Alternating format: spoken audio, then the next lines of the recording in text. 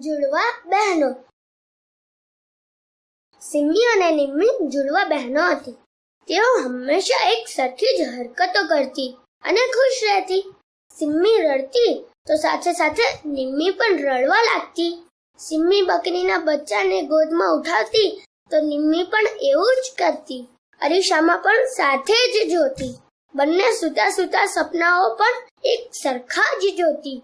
બંને દિવસભર એકબીજાની સાથે રમતી.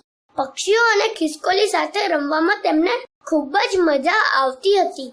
ઝાડ પર ડાળી પર બેસીને પક્ષીઓ સાથે વાત કરવાની પણ તેમને રોજિંદી આદત હતી. રાત્રે બંને એકબીજા સાથે લપાઈને સૂઈ જતા.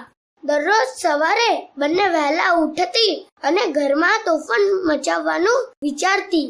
આવી રીતે બંને બહેનોનું જીવન આનંદથી વીતી રહ્યું હતું.